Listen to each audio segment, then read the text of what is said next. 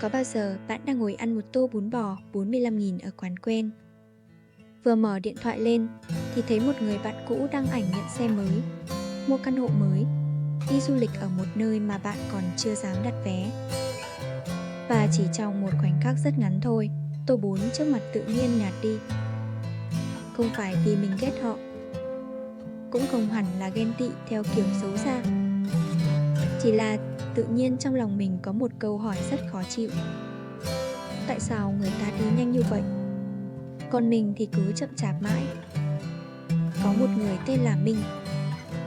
Minh 34 tuổi, sống ở quận Bình Thạnh, thành phố Hồ Chí Minh. Anh làm kế toán cho một công ty logistics.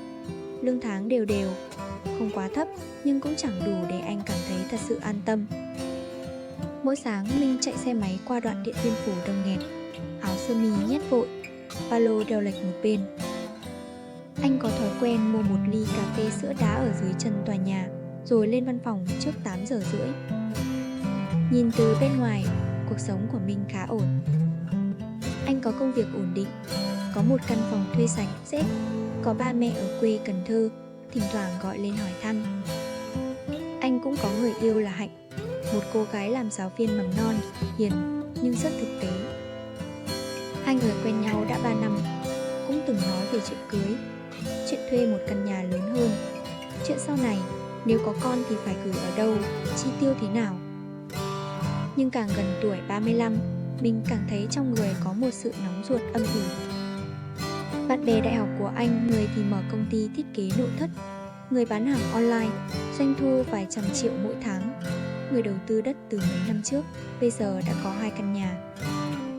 Còn Minh sau gần 10 năm đi làm, tài khoản tiết kiệm của anh vẫn chỉ là một con số mà mỗi lần nhìn vào, anh lại thở dài. Điều làm Minh khó chịu nhất không phải là mình nghèo, mà là cảm giác mình đang bị bỏ lại. Một tối thứ 6, công ty cũ của Minh tổ chức họp mặt. Anh gặp lại Tuấn, bạn cùng lớp ngày xưa. Hồi còn học, Tuấn không phải người quá nổi bật, đi học hay muộn, làm bài nhóm cũng lề mề, có lần còn mượn Minh tiền ăn trưa. Vậy mà tối hôm đó, Tuấn xuất hiện với chiếc đồng hồ sáng bóng trên tay, chìa khóa xe hơi xoay xoay trong ngón tay, miệng cười rất tự tin. Tuấn kể mấy năm nay anh chuyển sang làm thương mại điện tử, nhập hàng, chạy quảng cáo, mở thêm lớp dạy người khác bán hàng. Nói chuyện một lúc, Tuấn đưa điện thoại cho mọi người xem ảnh văn phòng mới, đội ngũ nhân viên, bảng doanh thu tháng trước. Mọi người trầm trồ. Mình cũng cười, cũng chúc mừng. Nhưng trong bụng anh có gì đó co lại. Trên đường về, trời Sài Gòn mưa lất phất. Minh dừng xe dưới mái hiên một cửa hàng tiện lợi rồi mở lại Facebook của Tuấn.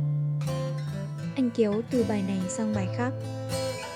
Anh đi Đà Lạt cuối tuần, anh ký hợp đồng, anh ngồi ở quán cà phê sang trọng, kèm dòng chữ tiền không tự nhiên đến, nhưng cơ hội luôn dành cho người dám làm. Mình đọc câu đó rất lâu. Rồi anh nhìn xuống đôi giày của mình, mũi giày đã bong một chút vì đi mưa nhiều. Tự nhiên, anh thấy chán bản thân, chán cái tính cẩn thận của mình, chán việc mình cứ suy nghĩ mãi trước khi làm, chán cái nghề kế toán đều đặn nhưng không tạo ra sự bứt phá, chán cả sự an toàn mà trước đây anh từng tự hào. Từ hôm đó mình bắt đầu thay đổi. Không phải thay đổi theo kiểu tốt lên từ từ, mà là thay đổi vì hoảng.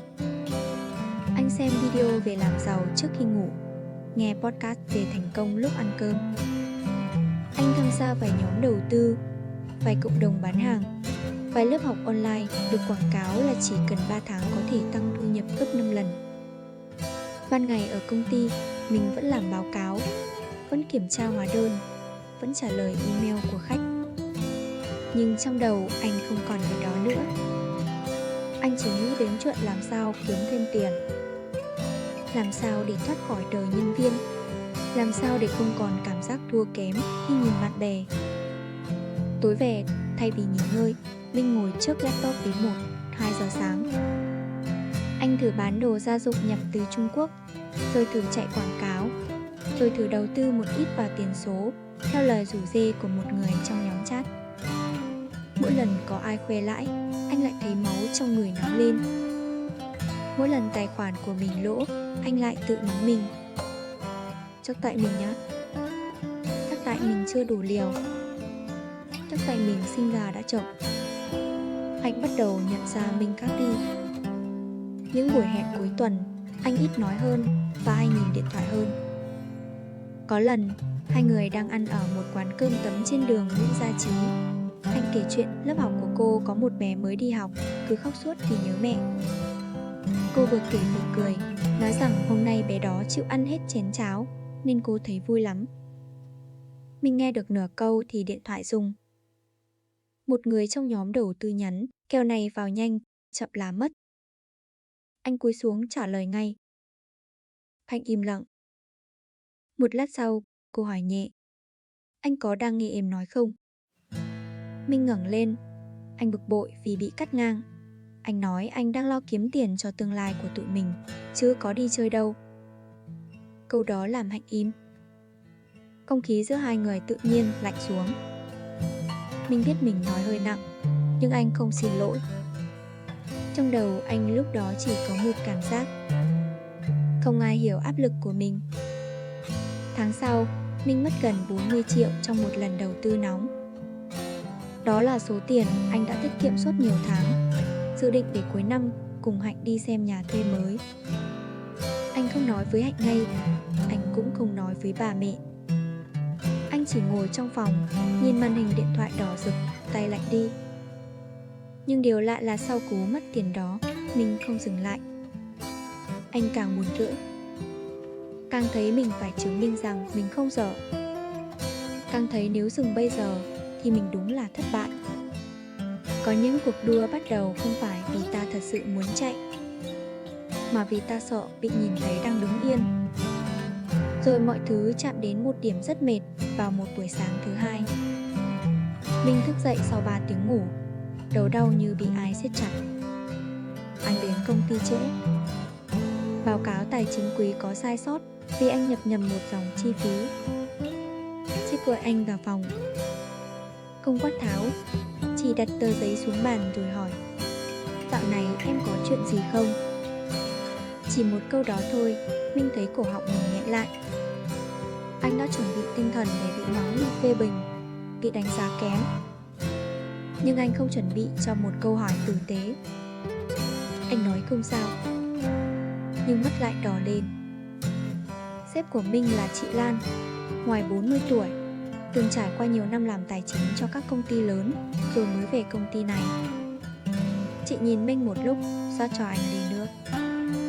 Chị không hỏi sâu, chỉ nói: Nếu mệt quá thì xin nghỉ nửa ngày đi. Có những lỗi không phải vì năng lực kém, mà vì mình đã căng quá lâu. Minh ra khỏi phòng sếp. Anh xuống bãi xe, ngồi trên yên xe máy mà không nổ máy. Trời nóng, tiếng còi xe ngoài đường vọng vào từng đợt. Anh mở điện thoại, định xem lại nhóm chat đầu tư, nhưng ngón tay dừng giữa màn hình. Tự nhiên, anh thấy mệt đến mức không muốn chứng minh gì nữa. Chiều hôm đó Minh xin nghỉ. Anh chạy xe lang thang, rồi ghé vào một quán cà phê nhỏ gần kênh Nhiêu Lộc. Quán vắng. Có một chú lớn tuổi đang lau bàn, một cô sinh viên ngồi học bài, tiếng quạt quay đều đều. Minh gọi ly bạc xỉu, ngồi nhìn dòng nước dưới kênh chảy chậm. Lần đầu tiên sau nhiều tháng, anh không mở video làm giàu, không vào nhóm chat, không kiểm tra giá. Anh chỉ ngồi đó và cảm nhận rất rõ trong người mình có bao nhiêu mệt mỏi. Anh nhớ lại những buổi tối trước đây, khi đi làm về còn đủ sức nấu một bữa cơm đơn giản. Nhớ cảm giác cùng Hạnh đi siêu thị, đứng lựa từng quả cà chua, cãi nhau xem nên mua nước giặt loại nào. Nhớ những lần ba gọi lên chỉ để khoe cây xoài sau nhà năm nay ra nhiều trái. Những thứ đó không làm anh giàu lên nhanh, nhưng từng có lúc chúng làm anh thấy đời mình không tệ. Và rồi, có một khoảnh khắc rất nhỏ, mình bỗng nhận ra. Suốt thời gian qua, anh không chỉ muốn kiếm tiền. Anh muốn thoát khỏi cảm giác mình kém cỏi. Anh muốn có một con số đủ lớn để bịt miệng nỗi tự ti trong lòng. Nhưng càng chạy nỗi tự ti đó càng chạy theo. Nó không biến mất khi anh xem thêm một khóa học. Nó cũng không biến mất khi anh mạo hiểm hơn. Nó chỉ đổi hình dạng. Từ lo lắng thành nóng ruột. Từ nóng ruột thành cáu gắt. Từ cáu gắt thành mất ngủ. Tối đó mình nhắn cho Hạnh: anh xin lỗi. Không phải vì anh lo cho tương lai nên anh có quyền làm em tổn thương. Anh đang dối quá. Hạnh không trả lời ngay. Gần 1 tiếng sau, cô nhắn lại: em biết anh áp lực, nhưng em không muốn cưới một người lúc nào cũng tự ghét mình. Mình đọc câu đó rất lâu. Có những câu nói không nặng như là mình tỉnh. Không phải vì người kia đánh vào mình, mà vì họ chỉ đúng chỗ mình đang đau. Vài ngày sau, Minh hẹn Hạnh đi bộ quanh công viên gia đình. Anh kể thật về số tiền đã mất, kể về cảm giác thua kém khi nhìn bạn bè, kể về nỗi sợ sau này không lo được cho gia đình. Hạnh nghe, có lúc im lặng, có lúc thở dài. Cô không nói rằng mọi chuyện không sao, vì thật ra có sao chứ. Mất tiền là có sao, nói lời làm tổn thương nhau là có sao. Nhưng cô cũng không kết tội anh. Cô chỉ nói: em không cần anh giàu ngay, em cần anh còn là anh. Nếu mình muốn khá hơn mình cùng tính, nhưng đừng chạy kiểu tự đốt mình như vậy. Mình gật đầu. Lần đầu tiên, anh thấy câu cùng tính nhẹ hơn rất nhiều so với câu phải thành công. Sau đó, mình không lập tức trở thành một người bình an. Đời không chuyển cảnh nhanh như phim. Anh vẫn có những buổi tối lướt mạng rồi thấy chạnh lòng. Vẫn có lúc thấy bạn bè mua nhà, trong bụng lại nhói lên. Vẫn có ngày nhìn bảng lương của mình rồi thở dài. Nhưng anh bắt đầu tập chậm lại một chút. Anh rời khỏi những nhóm chat khiến mình lúc nào cũng thấy phải vào nhanh, mua nhanh, thắng nhanh. Anh giữ lại một khóa học về tài chính cá nhân thật cơ bản. Học cách ghi chép chi tiêu, lập quỹ dự phòng, trả dần những khoản đã lỡ vay để đầu tư. Anh nói chuyện với sếp về việc muốn học thêm phân tích dữ liệu để có cơ hội tăng thu nhập trong nghề của mình. Thay vì vứt bỏ hết kinh nghiệm chỉ vì nghĩ nghề của mình chậm. Mỗi tối mình đặt điện thoại xa giường trước 11 giờ. Ban đầu rất khó. Tay anh cứ muốn vừa lấy điện thoại, như thể ngoài kia đang có một chuyến tàu làm dầu sắp rời ga và anh là người duy nhất không lên. Nhưng rồi anh học cách hỏi mình một câu trước khi mở máy: mình đang cần thông tin hay mình đang cần được trấn an? Câu hỏi đó kéo anh lại nhiều lần. Đến đây, mình thử dừng lại một chút. Có một cách nhìn rất gần với tinh thần chánh niệm là những gì bền vững thường không lớn lên bằng sự cưỡng ép. Một cái cây không thể bị kéo ngọn cho cao nhanh hơn. Kéo mạnh quá nó chỉ vật dễ. Con người cũng vậy. Có những giai đoạn ta cần cố gắng, cần học thêm, cần thay đổi. Nhưng nếu mọi cố gắng đều xuất phát từ sự ghét bỏ chính mình, thì thành quả dù có đến cũng rất khó làm ta bình an. Chánh niệm, nói giản dị, là biết mình đang ở đâu trong giây phút này. Biết mình đang sợ. Biết mình đang so sánh. Biết mình đang nóng ruột. Chỉ cần biết thôi, chưa cần sửa ngay. Vì khi mình nhìn rõ một cảm xúc, mình không còn bị nó kéo đi hoàn toàn. Mình nhận ra anh đã nhầm giữa tiến chậm và đứng yên. Thật ra anh vẫn đang đi. Anh có công việc, có kỹ năng, có người thương, có khả năng học thêm, có trách nhiệm với những sai lầm của mình. Chỉ là con đường của anh không có pháo hoa, không có bài đăng nghìn lượt thích, không có câu chuyện đổi đời sau một đêm. Nhưng con đường chậm không có nghĩa là con đường sai. Có thể bạn cũng từng như mình. Thấy người khác kiếm tiền dễ quá, mình bắt đầu ghét sự cẩn trọng của mình. Thấy người khác đi nhanh quá, mình nghi ngờ từng bước chân của mình. Thấy ai đó khoe thành công, mình không chỉ nhìn họ mà quay lại đánh vào chính mình. Nếu bạn đang ở trong cảm giác đó, có lẽ điều đầu tiên không phải là ép mình phải vui mừng cho người khác ngay. Cũng không phải tự mắng mình vì đã ghen tị. Cảm xúc con người phức tạp lắm. Hãy chỉ thành thật với lòng mình một chút. À, Mình đang đau vì mình thấy mình chưa đủ. Mình đang sợ tương lai.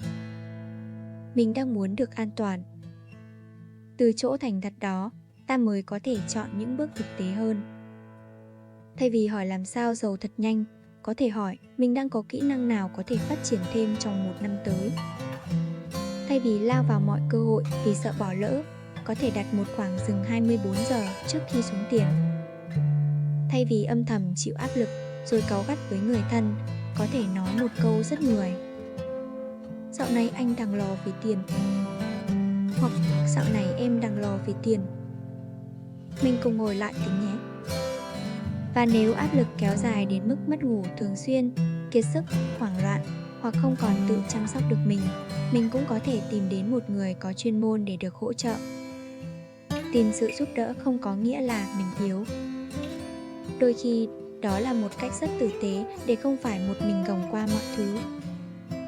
Và quan trọng hơn, đừng lấy cuộc đời được chỉnh màu trên mạng làm thước đo toàn bộ giá trị của mình.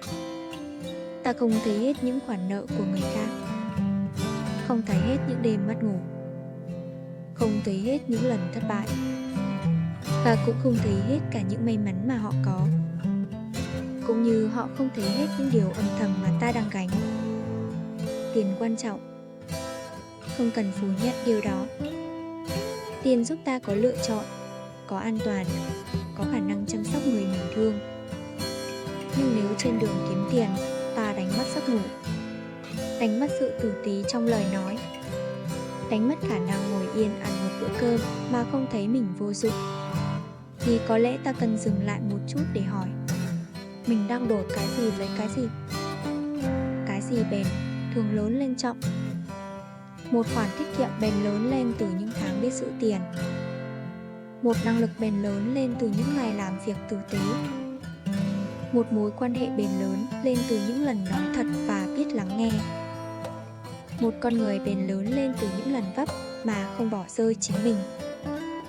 Sau gần 1 năm Minh chưa mua được nhà, cũng chưa thành người thành công rực rỡ như những bài đăng trên mạng, nhưng anh đã trả xong khoản nợ nhỏ, có quỹ dự phòng 3 tháng, được ra thêm việc phân tích chi phí trong công ty. Lương tăng không nhiều nhưng có hướng đi rõ hơn. Anh và Hạnh vẫn còn những lúc lo, nhưng họ đã biết ngồi xuống với nhau thay vì mỗi người ôm một nỗi sợ. Một tối Minh lại ngồi ăn bún bò ở quán cũ. Điện thoại hiện lên bài đăng của Tuấn. Lần này là ảnh khai trương thêm một chi nhánh. Mình nhìn vẫn thấy hơi chạnh lòng. Nhưng cảm giác đó không còn biến thành sự ghét bỏ bản thân nữa. Anh đặt điện thoại xuống, húp một muỗng nước dùng chan nóng, rồi nhắn cho Tuấn một câu chúc mừng thật lòng.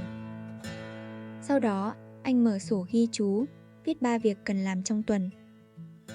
Hoàn thành báo cáo mới, chuyển tiền vào quỹ dự phòng, tối thứ 7 đưa Hạnh đi ăn chè. Những việc rất nhỏ, không ai vỗ tay, không ai trầm trồ. Nhưng kỳ lạ là Minh thấy lòng mình yên hơn. Có lẽ trưởng thành không phải lúc nào cũng là chạy nhanh hơn người khác. Đôi khi, trưởng thành là biết cuộc đua nào không thuộc về mình, là vẫn cố gắng kiếm tiền nhưng không dùng tiền để trừng phạt bản thân, là vẫn mong đời khá hơn nhưng không coi phiên bản hiện tại của mình là một kẻ đáng ghét. Nếu hôm nay bạn đang thấy mình chậm, mong bạn đừng vội kết luận rằng mình thất bại. Có thể bạn chỉ đang lớn lên theo một nhịp khác, một nhịp ít ồn ào hơn, một nhịp cần nhiều kiên nhẫn hơn. Nhưng nếu đó là nhịp giúp bạn còn giữ được sự bình tĩnh, còn biết thương mình và thương người, thì nó vẫn là một nhịp đáng được tôn trọng. Nếu câu chuyện này chạm tới bạn, hãy ở lại với mình nói chuyện nhé thêm một chút. Có thể chúng ta không làm cho đời nhẹ đi ngay lập tức, nhưng ít nhất trong vài phút ngồi lại cùng nhau, mình biết rằng mình không phải là người duy nhất đang học cách đi chậm mà không tự ghét mình.